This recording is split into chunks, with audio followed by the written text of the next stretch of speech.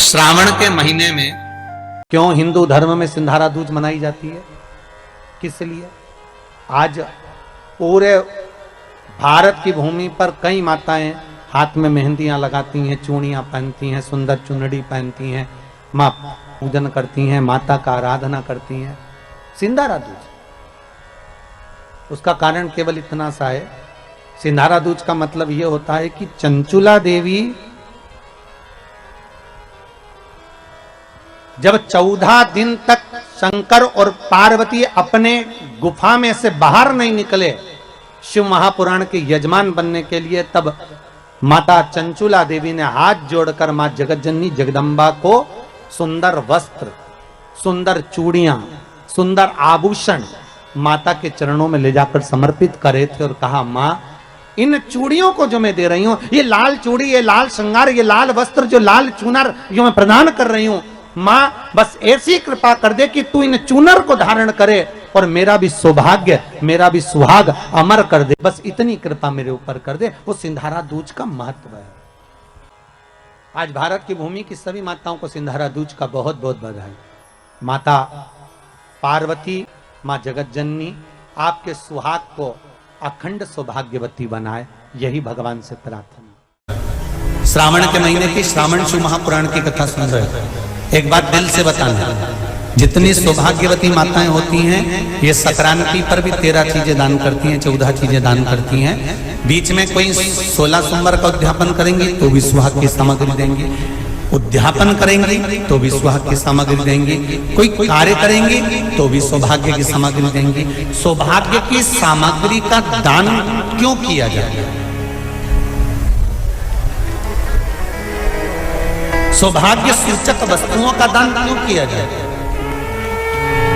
सौभाग्य की वस्तुएं क्यों प्रदान करी जाती है, क्यों दी जाती है? उसका कारण क्या है?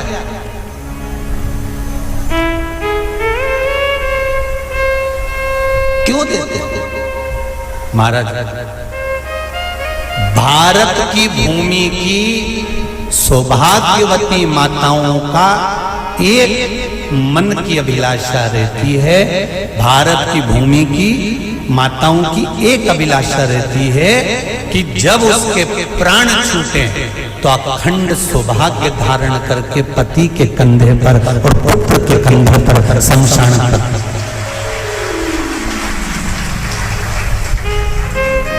ये भारत की भूमि की माताओं की सोच है, उनके मन का संकल्प, उनके मन का भाव।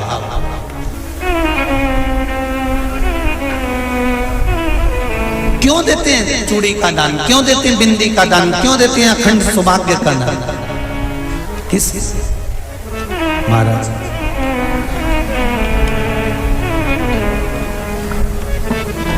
मेरे हाथों में भर भर के चूड़ी रहे,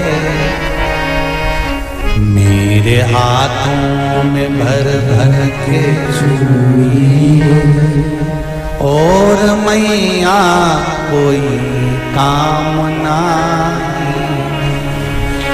मेरे मस्तक पे चमकती चूनर रहे, मेरे मस्तक पे चमकती चूनर रहे, और मैया कोई कामना,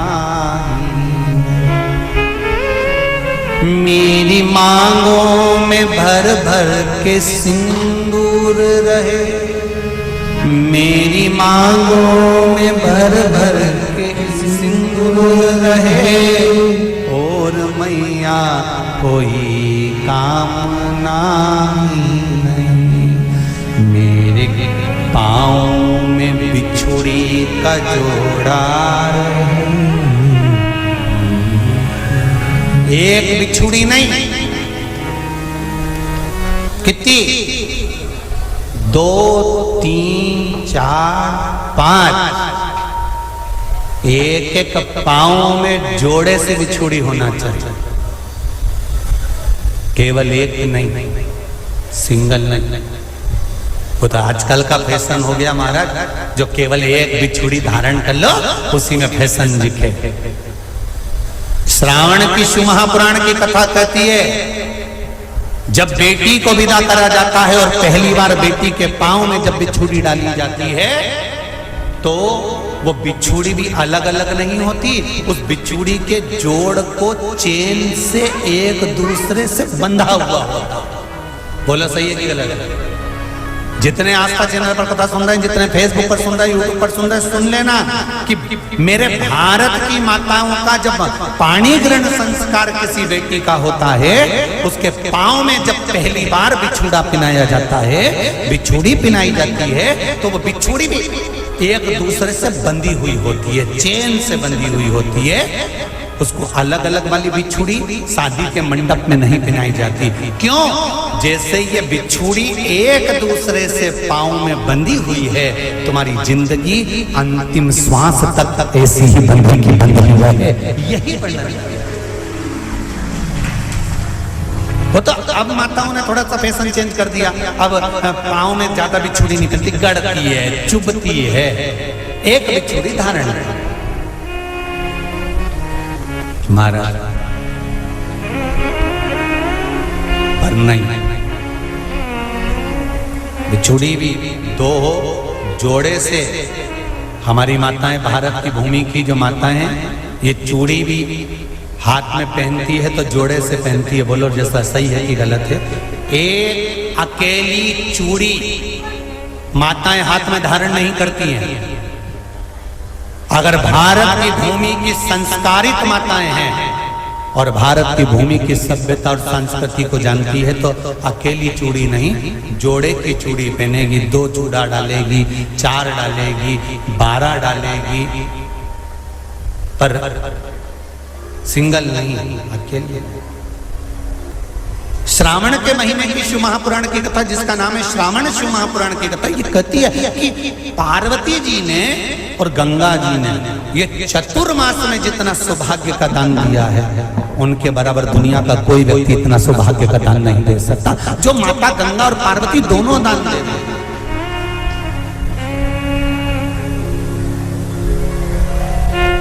प्रतिदिन दे रहे। और अब तो फैशन आ गया, तुम लोगों जो सौभाग्य का दान देते हो प्लास्टिक की डलिया में देते हो, पर एक एक पुराण को उठा कर देख लेना, एक एक उद्यापन को उठा कर देख लेना, जितनी तुम कथा तुम्हारे घर में छोटी छोटी कथाओं की पोथियां पड़ी हो, उनको उठा कर देख लेना। उसमें नहीं लिखा कि प्लास्टिक की डलिया में सौभाग्य की वस्तु का दान दिया जाता है, उसमें लिखा है बांस की पिटारी में, बांस की डलिया में सौभाग्य की वस्तुओं का दान दिया जाए। क्यों? क्योंकि बांस वंश की वृद्धि करता है, बांस सौभाग्य की वृद्धि करता है, और बांस अखंड सौभाग्य। जैसे बांस का पौधा बढ़ते चले जाता है, बढ़ते चले जाता है, उसी तरह बांस की डलिया में जब दान दिया जाता है, बांस की टोकनी में जब दान दिया जाता है, तो ये भाव रखा जाता है कि तुम्हारा सौभाग्य ऐसे ही बढ़ता रहे। पर अब थोड़ा सा फैशन चेंज हो गया, तो प्लास्टिक की डलिया, पर प्लास्टिक की नहीं। तो गंगा मैया और पार्वती मैया चतुर्मास के अंतर्गत जो त्योहार पड़ता है, चतुर्मास के अंतर्गत जो व्रत पड़ते हैं, ये किसी दूसरे के नहीं है। तीज का व्रत माता पार्वती का, छठ का व्रत माता पार्वती का, चतुर्थी का व्रत माता पार्वती का, ये सारे व्रतों की शुरुआत गंगा और पार्वती ने अपने बल से। बोलो हर हर महादेव। ये अपने बल से बनाना, अपने बल से।